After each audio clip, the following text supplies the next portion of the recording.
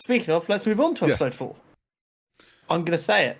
Go on. While I understand why episode 1, 2, and 3 had to be the way they were, I enjoyed episode 4 the most so far. I actually felt it was weaker. Oh, really? I felt, and maybe this is my bias with the whole wizard story, but Quite possibly. the bouncing between that and the stuff going on with the elves, because that story is so disconnected, whereas the Numenorian, the elves, and the dwarves all feels pretty linked. It flows quite well. This one lost a bit of that flow for me because we're bouncing around so much. Yeah, so I completely agree with what you said, but I actually view it in the opposite way of I'm liking the difference. I get that. It feels, because even though all the stories are intertwined but separate, having so many similar ones that aren't the same one, it kind of feels like everyone's just doing the same thing. Whereas having a story that's a bit different, I'm like, oh, okay, cool. We've got some different storytelling techniques going on over here. Yeah, I think it's my slight bias with the wizard story because I feel that and the Hobbit story feel the weaker stories, like interest-wise to me. And I think that's part of it. But this episode opens with the whole Elrond's now in charge of Galadriel. We see this. No. Was it not? This episode started with the wizard trying to find Poppy and Nori. It did. Stumbling through the like, Poppy? Yeah. He's like, Nori? and sees a goat. Yeah. Of which I then kind of clocked where this was going. Mr. Bombadil. Yes. So he stumbles across Tom Bombadil, which the fans have been very excited to see. I think overall they did a good job with him. They took more of like his lines and stuff. A lot of it is straight from the books, which actually is a good thing. I think my only kind of expectation with him is he is known to be a very jolly and just jolly over the top sort of character, and I don't feel like we got quite that. I feel like he's a bit toned down, and maybe it's just like it's something that will come out in a couple of episodes more, but this first interaction, like he was humming the song, and I feel like this is Tom Bombadil, he'd just be singing his song while he's doing stuff. And we lost a bit of that. But the rest of it felt good. What I will say about him is what I really enjoyed. Obviously, he's been around since like the dawn of time. Yes, he is the oldest thing ever. And a lot of the time, especially in this kind of setting, when you have someone who's been around so long and has so much knowledge and wisdom and understands so much, a lot of the time they make them a bit kooky. And actually, they just went, no, he's just going to be a pretty... he's just a dude. He's like, yeah, he seems a little weird because he's been around for so long, but actually he's like very well socialized. He's not batshit crazy. He's not like trying to set what you're drinking on fire and stuff. Like, and don't get me wrong, I love that style of character because they're always so much fun. But it's quite nice to see like this crazy or this like old wizardy powerful dude just be like a dude. He's like, no, you've just being wise and helpful. Oh yeah, instead of like bouncing off the walls with a long beard. The lines and stuff they had, it all sold him very well, and like that whimsical sort of like the thing about the stranger being like, I'm looking for the stars above the mountains, like the stars above every mountains. Like just like completely flips what someone's saying. He's just like says it as the most obvious thing. Is like, you being dumb, there's stars everywhere. Stuff like that where he's just kind of like plays with stuff that you say to him. I thought was very good, and like a lot of some of the stuff he says is from the books and stuff. I just want his jolliness. He's meant to be this jolly, like all-powerful being, and I feel like the jolliness was just turned down a bit too much, which could, like I said, could change in a few episodes. It might just be he was in the comfort of his own home, so he was pretty chill. He wasn't excited by anything. Sort of, but that's like, yeah. But then Stranger finds, his map gets blown to a tree, and he gets sucked into the tree. That Yeah. is their version of in the Silmarillion. There's a story about the hobbits meeting Tom Bombadil, and the hobbits get sucked into a tree, and he Got comes ya. to the tree and saves. It's like a different tree, obviously, but the lines he says to the tree to let him out is also what he says to let the hobbits out. So all that stuff's really cool, and I'm fine with the settings changed. Yeah, you've got to tweak things. Um, some of the things, this is where I'm then now starting to worry about the wizard story, because some of the things he says to the stranger, Is more Saruman Gandalf type thing. yeah, and I really don't want it to be that, because it just feels boring. Like the blue wizards would be so much cooler to do that and do something new. And I said it last week, why I feel like the Blue Wizards is Yeah. cooler. But yeah, there is certain things he says where it's like, oh, your task is going to be defeating both Sauron and a powerful being that helps him, Saruman. And it's like, oh, and then with the hobbits, when they meet, obviously, Poppy and Doors. Nori, yeah, the stores. Um, So is that I another like another clan of Harefoots, or is that a different so race? the way they're doing the story is these are the originals. Uh, I think there is stores or similar esque Hobbit family tree. Might not have that Because name, then, but their characteristics are the same. because the only big difference I noticed between the Harefoots and the Stores was the Stores had bigger ears. Yeah. I think also that like it's meant to be the store. I think there is stores but I think they're like they live somewhere else. It's like kind of how we say Mancunians and I was Scousers. really curious I what you was were trying going to to go think with of then. how to, but like how we say people from certain areas in the UK, more so like that than like they're all hobbits. They're just from a different place. Got you, got you. Um, it seems though like the idea that they're the ones that did the holes in the hills isn't how it's done in the books. The ones that settle Okay. in the Shire were the first ones to do that. So they're tweaking things there, which is like, yeah, I'm indifferent to it. I'm like, it's cool. It, They're kind of trying to set up a bit of a how the hobbits got to the Shire. Um, someone had worked out. They mentioned the. Oh, I've made a note of the word, and I'm gonna have to try and find it now. Um, where did I write it? he's just staring at one word in his screen right now that's circled 12 times and ignoring No. it. um.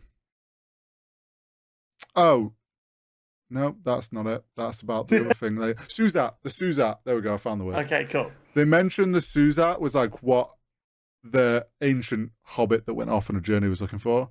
Yeah. Someone's worked out that translates in Western, the language of Lord of the Rings, to the Shire.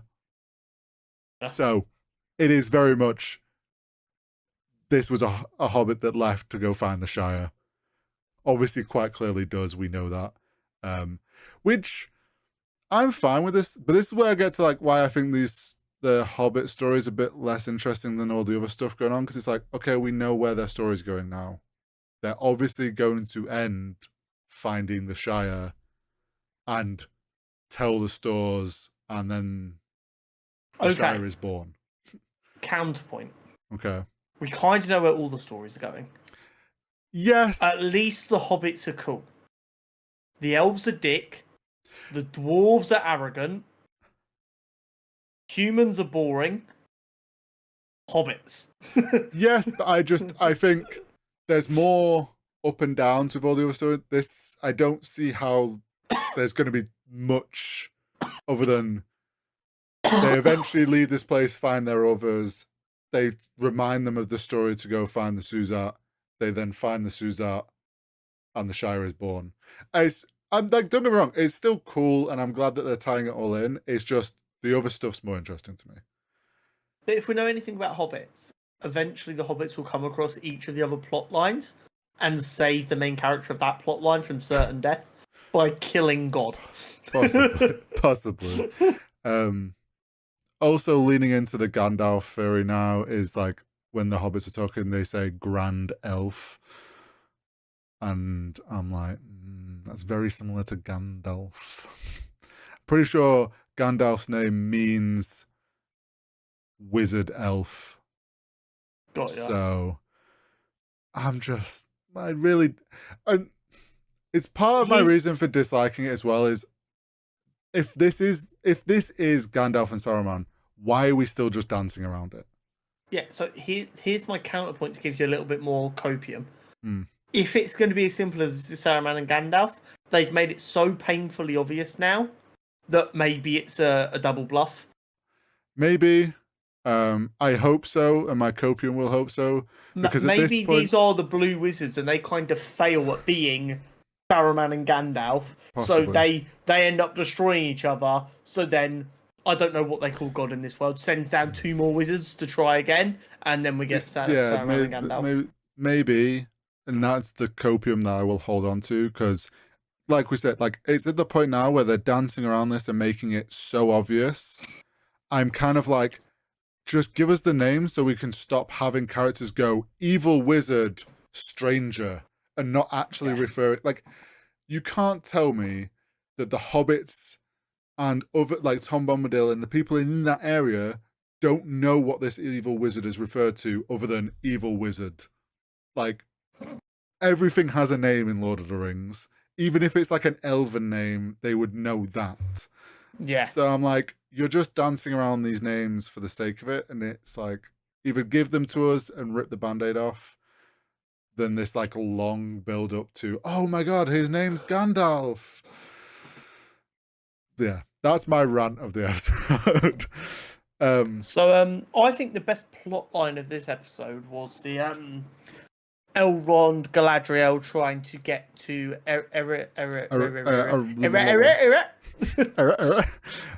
the forge. Eregion. You messed me up so much then.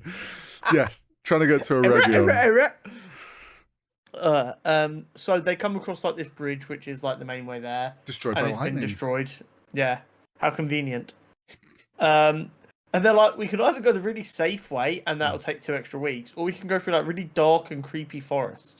That won't really cost us any time. It's just dark and creepy. And because they're elves, and elves are arrogant pricks, they're like, yeah, we're elves. We'll be fine. Let's just go that way. Despite the fact Galadriel's ring's like no. Which this is the first time Elrond's like pissed me off a little bit, because I get he's skeptical of the rings, but she's like, I don't know. The ring is making me a bit powerful, and it's been right about a lot of things, and that forest is creeping me out. And Elrond heard that, and he was like, so we're definitely going in the forest then, because I do not trust that ring. And don't get me wrong, I know I've been saying every time they make a decision, I feel like they should just instinctively go the other way, because Sauron's pushing them that direction. But Elrond seems to be doing it at the worst times. This is like what I said last week, where Elrond is 100% right for not trusting the rings. But he's like one extreme, and then the elves are like, well, no, because it's not fully influenced by Sauron, so we can there's still good in them to use. But like that's the problem. It's like Elrond's, you're totally right. Don't fucking trust the rings. They are going to be the downfall. But also, sometimes you should listen to them, because now you're screwing yourself by refusing 100% to not. Because it's like, I'm not trusting your trinket. It's just like, it's a bit more than a trinket, mate. Yeah, that elf who died in the forest is squarely on Elrond. Yeah. And also, they've now had to turn away from Eregion and go back to Lindon. And that is because they went through the forest. Well, I mean, they weren't getting to Eregion before the orcs. They would have stumbled across them eventually. But yeah, I know what you mean. But I mean, see, this is showing a bit of the sass between the two of them, him and Galadriel, which I am enjoying, because it's like she is being called out for stuff more often, which is good. So there was a lot when the Barrow Whites, the creepy skeleton guys, were shown in the trailer. Everyone was like, they're not meant to be around yet, which is true. the ones that we know in like Lord of the Rings and stuff were created by Sauron. I mean, that still kind of works. It does. It's like people are now like, so it does and doesn't. Okay, so it's you could just say, oh, he passed through here. He awoke these old kings, and they're like an early version of what we know of Barrow-wights. But then the elves are like, Galadriel's like, oh, this is Barrow-wights. I know about these, and then Elrond also knows from reading books on how to kill them from the He did lore say the word books. law though, so I Yeah, like but that. but it's Elrond's a like law guy. so it's okay. So Elrond and Galadriel are nerds and read books on Barrow-wights, which they're meant to be made. And I'm like, it's this weird thing, and I'm like, I can overlook but, it but because the at the same Barrow, time, so the Barrow lands, downs, they called them, where the kings are buried. That is legit. They were there for a long time. They are like original kings of men. So that being there is fine. It wasn't Barrow-wights.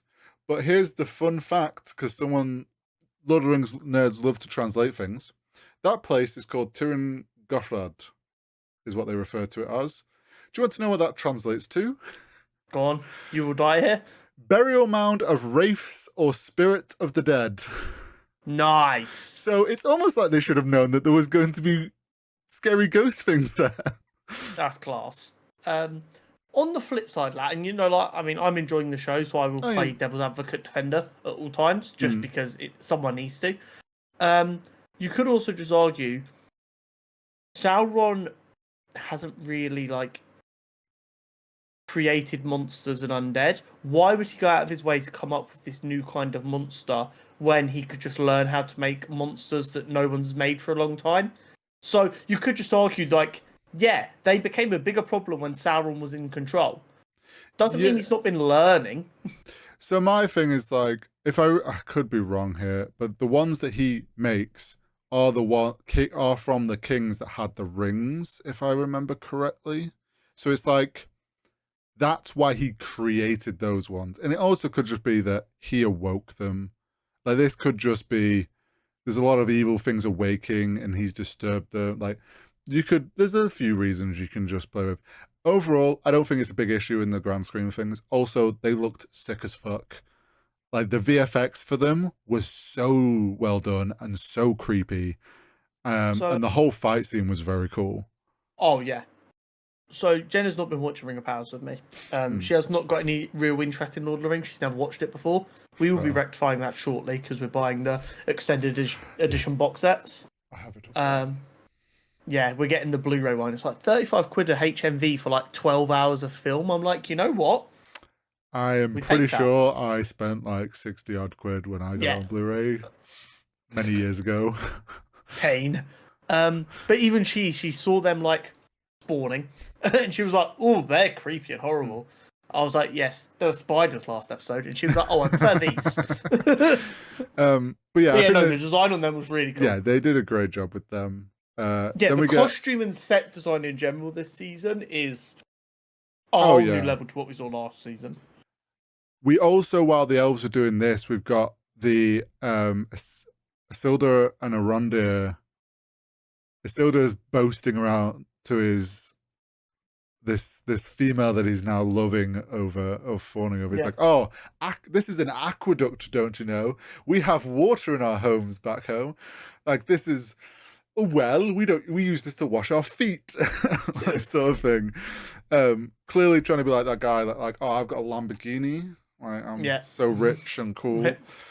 Wait, you piss outside the house? Yeah. We have toilets, thank you. We shower. We have plumbing. Yes. To which then Arondir, using his elven eyes, spots that Estrid is hiding something, of which we'd seen as a viewer that she was wild folk. And it is all revealed. So then the three of them, and she was trying to get them to march north into what was probably a trap. Either a trap or very far away from the wild folk so that they can I think it was into a trap. Quite possibly. To which then they're like, okay, we're going to take you north then and find out what the fuck's going on. And something that we were all taught as kids to be very wary of was sinking sand and sinking mud. Yeah. And I'm never going to forgive Disney Channel for making me think I needed to like be aware of quicksand at all times. we They were adamant that it was going to be a daily problem in our lives. Well, Isildur didn't get that lesson No, he because didn't. he fell into it. They Immediately only have started indoor plumbing. panicking. They don't have TV. True. Immediately starts panicking, and Arondi's like, "Stop squirming." Turns out it was more than just sinking mud. There was some creepy worm thing in there. Do you know what I did enjoy? And I don't know if it was deliberate or if I'm just trying to give it credit for things that I didn't think of. It seemed like he got close enough where he should have started sinking, but it was like showing how light a foot elves are that he was staying on top of it at first. Yeah, I don't know if that quite lined up right or what, but I probably. It looked like he was close enough where he would have started sinking. I think that's. Do we know what that big fucking monster was? No. It was cool looking. Creepy worm thing. And the way that Arondi is like, oh, yeah, there's evil things deep within these lands. Yeah, in the books, there's mention of like there is severely evil things deep under Middle Earth that people don't know what they are. I love the notion of Tolkien writing this and just going, there is other scary shit, but we do not have time. This story has more to tell. Yeah, there's like things that are theorized to be of that categorization is the creepy like tentacle thing that guards the door of Durin in Lord of the Rings, you know, that's in the water. There's scarier things that the Balrog is scared of that are deep within. Gandalf walked within the deep, and when he came back as Saruman, it's Gandalf the White. He's like, I will not speak of these things because they are too scary for mortal minds. I assume this is just because obviously J.R. Tolkien was like incredibly religious. I assume by this he just means like hell, hellish monsters. It's just things get scarier and more creepy the deeper you go into the earth. And some of them are poking out. And I like that the elves would be like, oh, this is some creepy evil creature that we don't know what it is. We'll just categorize it as one of these things that's come from deep. So, like, Arondir was dope as fuck. He's cut his way out of this thing. Had a chunk, so he's like, this thing has no name I'm aware of. We shall call it Supper. I'm like, you know what? Well played, sir. You have not let being eaten phase you whatsoever. You are cracking on with your day. Yeah. Every time the elves piss me off because they're so arrogant and think they know everything when they are literally writing the downfall of Middle Earth. They do something. I'm like, that was fucking dope though. Oh, every time I'm out, you pull me back in. And then we get them camping and decide to undo Estrid's shackles, to which she immediately betrays them. Which is really funny because like she could have run away. Like, I don't know why she saved the effort of saving their life and then trying to escape straight away. I know she explained her logic of like, these guys are never going to let me live freely. I didn't want you guys to die to the monster, but I can't just live amongst you. But it felt strange. I think it's like kind of showing the conflict between people and how we don't give people second chances. Yeah, I think it's trying to show her. I think we're gonna get some of like this conflict of the wild folk bowed to Adar because essentially they didn't want to die to orcs. So they just went, okay, we'll bow to you and be wild folk. It doesn't necessarily mean they align with what Adar's doing. They're just trying to protect themselves. Their choice was death or become a wild folk, and they went, guess I'm a wild folk. Yeah. Then. So I think it's kind of trying to show some of that. But yeah, they're like the immediate sword drawn, and she's like, haha, you fools. And then my favorite moment, we got fucking treants. I love treants. I am currently playing a treant in my new D&D campaign, so I'm like, this is very sick. So at the end of episode 3, obviously we got a little bit of a tease of something when Theo got kidnapped. And I'm very clear that I'm not that upset with Lord of the Rings lore. I'm very much watching this as a viewer. And I was like, I think that's one of them tree things. Is it a tree naught? I don't know. I think it's something like that. I think that's what it was. It felt very tree-like. And then it was this, and I was like, yeah, that's a tree naught. That's a tree naught. I'm like, that doesn't sound right, but I'm sticking with it. You just said tree, and I'm like, fuck, I was so close. Yeah. But the design was fucking awesome. At the end of episode 3, I forgot, like, that when the camp gets ambushed and you can hear trees creaking, I'm like, this is treants. Because I knew we were going to get them at some point. And I'm like, okay. Treants are fucking awesome. So cool. So and the design for Blossom was awesome. Oh, yeah. Very cool. It looked so cool. The notion that like they would be here and pissed off is like so the treants, yes, they were 100% put on Middle Earth to protect the forest and stuff. The idea that Aaron goes, it's like, have you ever put axe to wood? And it's like, okay, that's a bit extreme for a treant. Like they know that the mortal people need wood to survive. They're meant to just kind protect of there to like if things are going crazy, like you're deforesting us. I think it was meant to show a bit of like the orcs have been doing so much damage. There's now this kind of like PTSD, sort of like anyone could be bad. Yeah. But I really enjoyed the whole like R&D asking for forgiveness from them. Yeah. I know R&D was played as pretty boring and straight in season 1. The depth they've added to him in the 2 episodes he's been in this season so far, he's by far and away my favorite character right now. He's trying to just do the right. He doesn't really know what's going on a high level. He's just trying to protect these people from the town that got ambushed. He's just trying to do the right thing and stop shit from getting worse. Yeah, that is literally his only goal. I feel like he's showcasing being an elf the best, I feel. Yes. Which is just funny. But yeah, the whole thing with the treants was cool.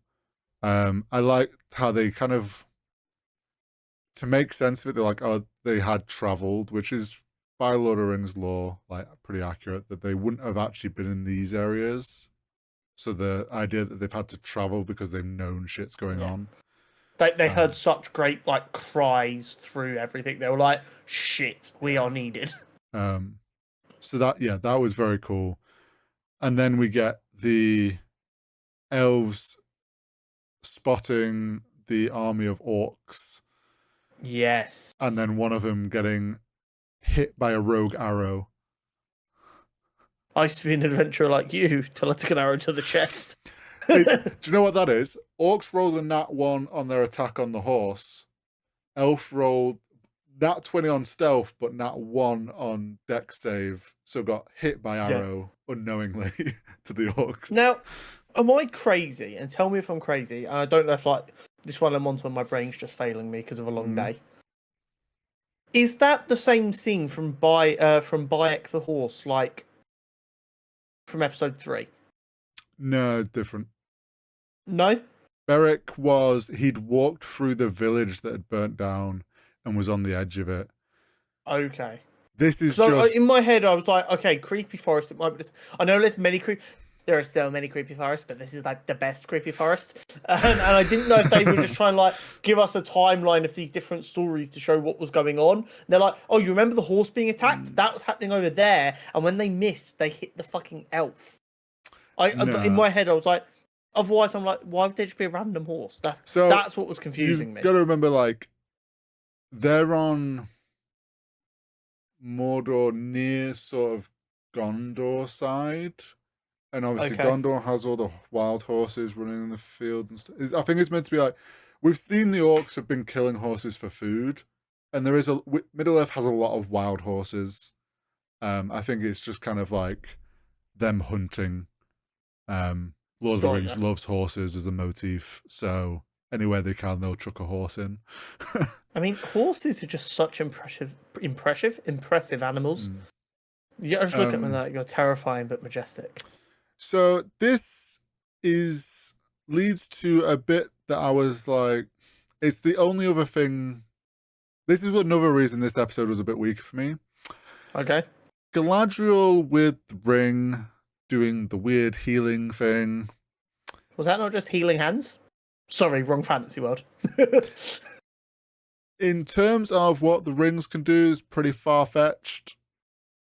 Because... Okay. No, like... I don't want to be this guy. It's Lord of the Rings, I know. But here's the thing. In the grand scheme there was a talking tree in this episode. No, yeah, I know. But, like...